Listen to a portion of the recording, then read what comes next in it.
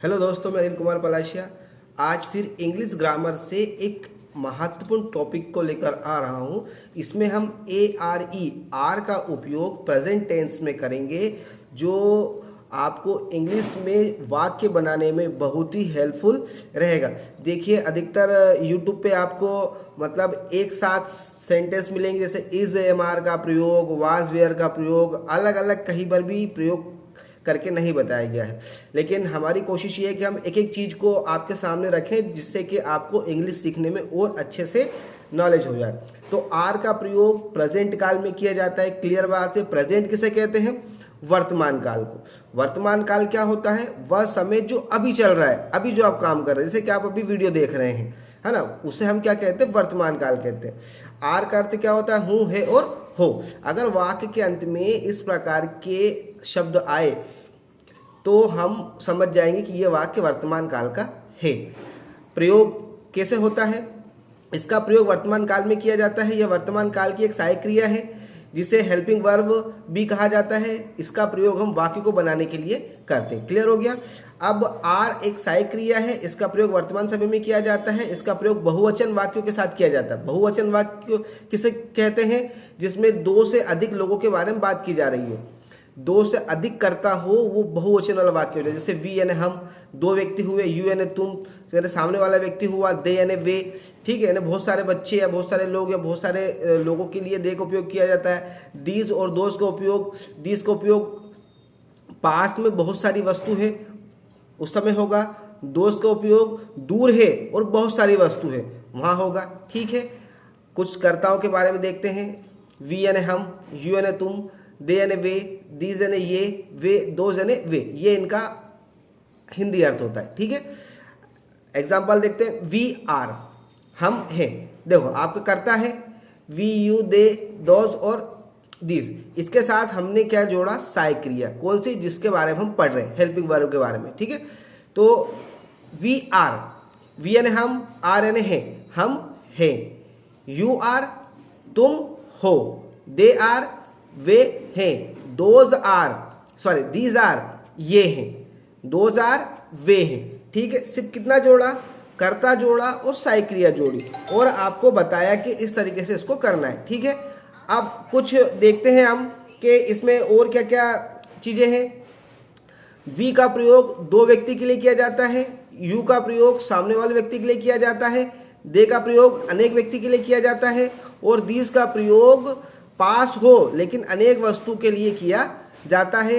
Those का प्रयोग दूर हो, लेकिन दूर हो और बहुत सारी वस्तुएं हो, उनके लिए दोज का उपयोग किया जाता है। ठीक है, अब देखिए, हम इनको चार प्रकार के वाक्यों में प्रयोग करेंगे। चार प्रकार के वाक्य। सिंपल सेंटेंस, सरल वाक्य होता है। नकारात्मक सेंटेंस, नेगेटिव सेंटेंस, नकारात्मक वाक्य होता है। इंट्रोगेटिव सेंटेंस, प्रश्नवाचक वाक्य होता है। WH, प्रश्न का निर्माण होता है। ठीक है, तो पहले चलते हैं सिंपल वाले सेंटेंस। सिंपल सेंटेंस, कर्ता आएगा, आर का उपयोग होगा और नाउन आएगी। ठीक है, एग्जांपल देखते हैं। वी आर, हम हैं, ऊपर बनाया था हमने। कर्ता लिया और सहायक क्रिया ली, आर। कर्ता लिया, ये कर्ता सब्जेक्ट लिया और आर लिया। नाउन अभी हमने नहीं जोड़ा, अब हम जोड़ेंगे नाउन। देखो, वी आर, हम हैं फ्रेंड्स। एस क्यों लगाया? फ्रेंड के बाद एस क्यों लगाया? क्योंकि दो व्यक्ति है, दो से अधिक है, तो एस लगेगा नाउन के साथ। वी आर फ्रेंड्स, हम दोस्त हैं। याद रखें, बहुवचन वाक्य बनाने पर संज्ञा नाउन के साथ एस एस का प्रयोग किया जाएगा। विशेष रूप से ध्यान रखें। आर यू ए टीचर, तुम अध्यापक हो। सिंगल व्यक्ति हो, सामने वाले को बोल रहे हैं, इसलिए हमने एस एस नहीं लगाया। तो आर यू नाउन के साथ ए का प्रयोग हुआ। ठीक है, आर यू ए टीचर, तुम अध्यापक हो। समझ लो, यू एक वचन करता है, इसलिए हमने नाउन के साथ ए का प्रयोग किया है। ठीक है, कहीं कहीं पर बहुवचन के साथ भी उपयोग होता है। दे आर टीचर्स, वे सभी अध्यापक हैं या वे अध्यापक हैं। आप ऐसे बोल सकते हैं, वे अध्यापक हैं। कर्ता लिया, आर लिया, टीचर लिया और एस लगाया, टीचर्स, वे अध्यापक हैं। 2000 books, sorry these are books, ये पुस्तकें हैं। पास है और बहुत सारी पुस्तकें हैं, तो दीज आर बुक्स, तो ये पुस्तकें हैं। अब दूर है, 2000 बुक्स, वे सभी पुस्तकें हैं या वे पुस्तकें हैं। ठीक है, आप भी बना सकते हैं। तुम लड़के हो, तुम चालाक हो, तुम सरल हो, तुम अच्छे हो, तुम भाई हो, तुम बहन हो, वे लड़के हैं, वे आदमी हैं, वे औरतें हैं। तो इस तरीके से हम कर्ता, सहायक क्रिया और नाउन के साथ वाक्य बना सकते हैं। ठीक, यू के साथ आर और नाउन का प्रयोग हमने इसमें किया। आगे नेगेटिव सेंटेंस देखते हैं। नेगेटिव सेंटेंस मतलब होता है नकारात्मक, ऐसा वाक्य जिसमें नहीं का बोध हो। कैसे बनाएंगे? सब्जेक्ट आएगा, आर आएगा, आर के साथ नोट लगेगा और संबंधित नाउन लगेगी। ठीक है, वी आर हम हैं, नॉट नहीं, बॉयज हम लड़के नहीं हैं। क्लियर हो गया? वी पहले कर्ता लिया, आर के साथ नोट लगाया जैसे आपको बोला था, और बॉयज एस दो से अधिक लड़कों की बात हो रही। वी आर नॉट बॉयज हम लड़के नहीं हैं। ठीक है, अगला we are not good boys. अब क्या करा हमने? वी वही का वही, आर वही का वही, वी है तो हम है, नॉट हम नहीं है, गुड अच्छे हम अच्छे नहीं है, बॉयज हम अच्छे लड़के नहीं है। हो गया clear? They are not people वे आदमी नहीं है। दे आर वे नहीं, नॉट वे नहीं है, पीपल आदमी वे आदमी नहीं है। ठीक है, दे आर नॉट चिल्ड्रंस वे बच्चे नहीं है। बहुत आसानी से आएगा। यू आर तुम नहीं, तुम हो या तुम है, नॉट तुम नहीं है या तुम नहीं हो, गुड तुम अच्छे नहीं हो। Okay, you are not bad man तुम अच्छे आदमी नहीं हो। दीज आर नॉट बुक्स ये पुस्तकें नहीं है। These are not good clothes ये कपड़े, ये अच्छे कपड़े नहीं है। ठीक है, इस तरीके से वाक्य बनता है। अगला आ जाता है इंट्रोगेटिव सेंटेंस, प्रश्नवाचक। अब ध्यान रखना, प्रश्नवाचक दो प्रकार के होते हैं, मैं आपको यही समझा देता हूँ। इसका प्रयोग हम सभी कर्ता के साथ प्रश्नों के निर्माण के लिए करते हैं। ये हेल्पिंग वर्ब सामने आता है। याद रखें, प्रश्न में अगर आप किसी से क्या हो रहा है ऐसा पूछ रहे हैं, है ना,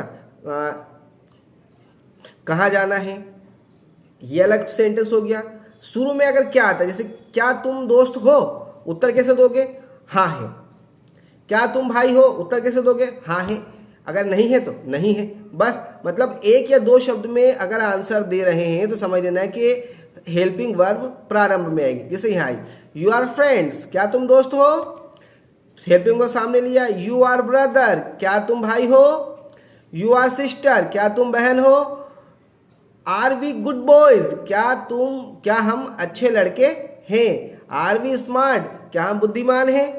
ठीक है, आर द गुड क्या वे अच्छे। देखो सिर्फ आर लिया, दे लिया और गुड लिया, मतलब विशेषण लिया हमने सिर्फ। तो आर दे गुड क्या वे अच्छे हैं, अभी नाउन नहीं जोड़ी हमने।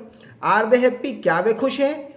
आर दे ओल्ड बॉयज क्या वे पुराने हैं। देखो पुराना लड़का है, आर दे क्या वे ओल्ड बॉयज क्या वे पुराना लड़का है। WH का प्रयोग प्रश्न बनाने में, देखो प्रश्न दो प्रकार से बनता है। एक तो शुरू में क्या आएगा, और एक प्रश्न ऐसा जिसमें आप कब, कहाँ, कैसे, क्या, मतलब इसमें क्रिया कार्य करती है, तो ये पूछा जाता है। हम इसमें प्रश्नों का निर्माण बहुत ही आसानी से कर सकते हैं। व्हाट, वेयर, व्हाई, हाउ का प्रयोग हम इसमें देख रहे हैं। प्रश्न के निर्माण करने के लिए हमें यह याद रखना है, प्रश्न दो प्रकार के होते हैं, आपको बता ही दिया मैंने अभी। समझ लेते हैं।